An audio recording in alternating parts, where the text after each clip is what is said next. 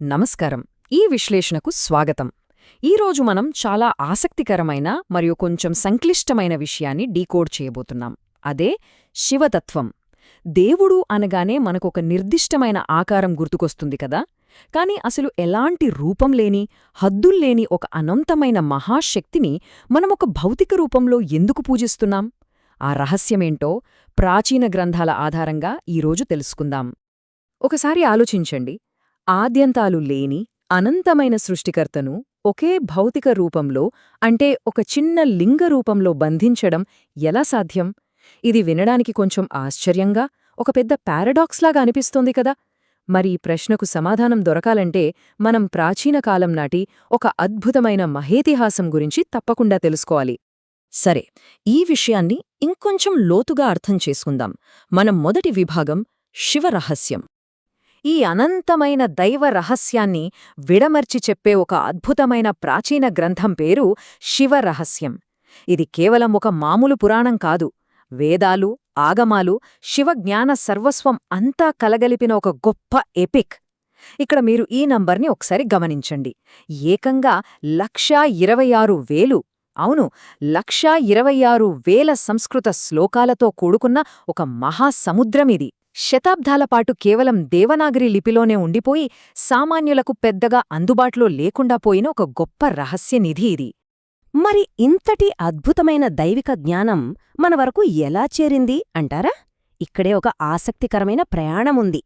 మొదట పరమశివుడు తన అర్ధాంగి అయిన పార్వతీదేవికి ఈ రహస్యాన్ని ఉపదేశిస్తే తల్లి ఒడిలో ఉన్న సుబ్రహ్మణ్యస్వామి దాన్ని గ్రహించారట. ఆ తర్వాత ఆయన జయగీషవ్య మహర్షికి అనుగ్రహించగా అక్కడ్నుంచి శౌనకాది మహర్షులు, అలాగే సూతుడి ద్వారా ఈ లోకానికి వ్యక్తమైంది. ఒకసారి ఇక్కడున్న ప్రతిమను గమనించండి. దేవతల మధ్య జరిగిన ఈ జ్ఞాన మార్పిడిని సామాన్య మానవులకు అర్థమయ్యేలా ఎలా అందించారో ఇది అద్భుతంగా వివరిస్తుంది. అప్పట్లో ఇటువంటి ప్రాచీన రహస్య సంప్రదాయాలను ఈ మహర్షులు తమ తపోదీక్షతో దర్శించి మనుషులకు అందించారు. ఇదొక మహత్తరమైన ఘట్టం అనడంలో ఎలాంటి సందేహం లేదు. ఇక ఈ గ్రంథంలో మనల్ని బాగా ఆలోచింపజేసే ఒక కండిషనుంది. అదేంటంటే నా రుద్రో రుద్రమర్చయేత్, అంటే రుద్రుడు కానివాడు రుద్రుణ్ణి పూజించడానికి అర్హుడు కాడు అని. ఇంకా ఆశ్చర్యకరమైన విషయమేంటంటే కైలాసంలో స్వయంగా శివుడే ఒక చంద్రస్ఫటిక మహాలింగాన్ని ఎప్పుడూ పూజిస్తాడని ఈ టెక్స్టు చెబుతోంది. సర్వాంతర్యామి అయినవాడు తనంతానే ఎందుకు పూజించుకుంటాడు? భవిష్యత్తులో జగత్తులోని ప్రాణులు ముక్తి పొందడానికి లింగార్చన ఏ విధంగా చెయ్యాలో స్వయంగా తానే చేసి చూపించడం దీని వెనుకున్న అసలు ఉద్దేశం. ఇప్పుడు మన తదుపరి విభాగానికి వెళ్దాం.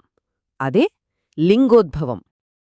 అసలీ నిరాకారతత్వం ఒక భౌతిక రూపంగా ఎలా మారిందో తెలుసుకోవాలంటే మనం మాఘ బహుళ చతుర్దశి నాటి అర్ధరాత్రికి వెళ్ళాలి. ఇక్కడొక ఇంట్రెస్టింగ్ కథ ఉంది. మహాప్రళయం తర్వాత సృష్టికర్తైన బ్రహ్మకి, స్థితికారకుడైన విష్ణువుకి మధ్య ఎవరు గొప్ప అనే తీవ్రమైన పోటీ వచ్చిందట. ఆ సంగ్రామాన్ని ఆపడానికి సాక్షాత్తూ ఆ పరమశివుడు ఆద్యాంతాలు లేని ఒక మహా అగ్నిస్తంభం రూపంలో అవతరించాడు. ఆ స్తంభం ఎక్కడ మొదలైందో చూట్టానికి విష్ణువు వరాహరూపంలో కిందకు, ఎక్కడ ముగిసిందో చూట్టానికి బ్రహ్మ హంసరూపంలో పైకి ప్రయాణించారు. కాని ఫైనల్గా జరిగిందేంటి? వారెంత ప్రయత్నించినా ఆ అగ్నిస్తంభం ఆద్యంతాలు కనుక్కోలేకపోయారు. చివరకు తమ అహంకారాన్ని వీడి శరణు కోరగా శివుడు నిజరూప దర్శనమిచ్చాడు. దైవమనేది మన కొలతలకు, మన గర్వానికి అందనంత అనంతమైన శక్తి అని, దాన్ని ఎవరూ బంధించలేరని ఈ శివలింగ ఆవిర్భావ ఎపిసోడ్ మనకు చాలా స్పష్టంగా చెబుతుంది. ఇదొక గొప్ప ఈగో షట్టరింగ్ రియలైజేషన్. ఇక మూడవ విభాగం చూద్దాం. నిరాకారానికి ఆకారం. దైవం భౌతిక రూపంలోకి ఎలా వచ్చింది అనేది ఇక్కడ ప్రధానమైన పాయింట్. సరే, అంతటి అనంతమైన కాస్మిక్ ఎనర్జీ భూమిపై ఎలా స్థిరపడింది అని మీకు డౌట్ రావచ్చు. మన భూమిపై ఉన్న శివలింగాలను ప్రధానంగా 5 రకాలుగా వర్గీకరించవచ్చు.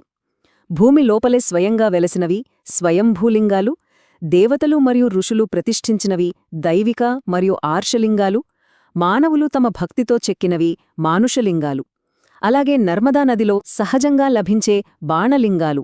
అనంతమైన విశ్వశక్తి ఎన్ని రకాల భౌతిక ఆకారాల్లో వ్యక్తమైందో చెప్పడానికి ఇవే బెస్ట్ ఎగ్జాంపుల్స్.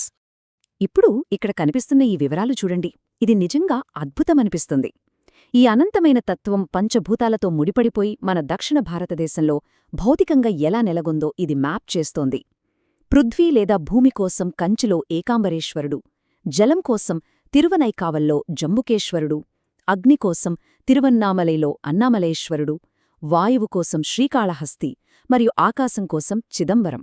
నిరాకారుడైన దేవుడు ప్రకృతిలోని ప్రతి ఎలిమెంట్లో ఉన్నాడు అని చెప్పడానికి ఇంతకంటే గొప్ప ఉదాహరణ ఏముంటుంది చెప్పండి? ఇక మనం 4వ మరియు అత్యంత ముఖ్యమైన విభాగానికి వద్దాం, నీలకంఠుని అంతరార్థం. అంటే సింబల్స్ నుండి ఫిలాసఫీ వైపు వెళ్తున్నామన్నమాట. ఇంతవరకు మనం భౌగోళిక విషయాలు మాట్లాడుకున్నాం కదా.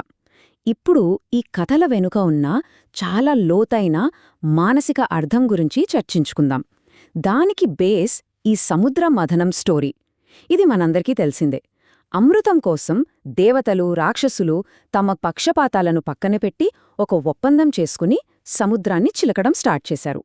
కాని వాళ్ళు ఆశించినట్లు మొదట అమృతం రాలేదు.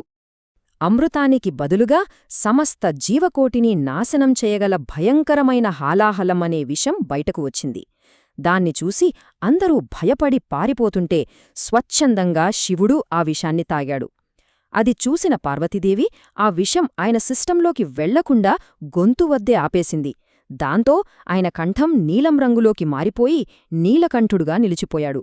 ఇక్కడి వరకు ఈ కథ అందరికీ తెలిసిందే. కాని అసలైన పాయింట్ ఇక్కడే ఉంది. ఈ విషయాన్ని ఒక్కసారి గమనించండి. ఈ కథ కేవలం ఒక పాతకాలపు నమ్మకం మాత్రమే కాదు. ఇది నేటి సమాజానికి చాలా పవర్ఫుల్ మెసేజ్ ఇస్తుంది. జాతీయత, మతం, లింగం లేదా కులం పేరుతో మనం మనసులో పెట్టుకునే పక్షపాతాలే ఆ హాలాహలంలాంటి విషం. దాన్ని గొంతువరకే పరిమితం చేస్తే ఎలాగోలా బయటకు ఉమ్మివేయవచ్చు. కాని ఒక్కసారి దాన్ని మన సిస్టంలోకి, మన నరాల్లోకి ఎక్కించుకుంటే అది మనిషి ఆలోచనను, మన వ్యవస్థను పూర్తిగా నాశనం చేస్తుంది. ఎంత గొప్ప అబ్జర్వేషన్ కదా ఇది! సో ఈ విశ్లేషణ ముగించే ముందు మనందరం మనల్ని మనం అడగాల్సిన ఒక ప్రశ్న ఉంది. పక్షపాతం, ద్వేషం అనే విషం ప్రస్తుతం మన గొంతులోనే ఉంటే దానిని మన మొత్తం వ్యవస్థలోకి, మన సమాజంలోకి చొచ్చుకుపోనివ్వకుండా ధైర్యంగా బయటకు ఉమ్మివేయడానికి మనం సిద్ధంగా ఉన్నామా? ఆన్సర్ మీరే ఆలోచించుకోండి. శివతత్వం అనేది కేవలం దేవుడి విగ్రహానికి దండం పెట్టడం కాదు. అందులోని ఈ లోతైన ఫిలాసఫీని మన లైఫ్కి అప్లై చేసుకోవడం. ఈ విశ్లేషణ మీకు కొత్త విషయాలను తెలిపిందని ఆశిస్తూ మరో ఆసక్తికరమైన టాపిక్తో మళ్ళీ కలుద్దాం.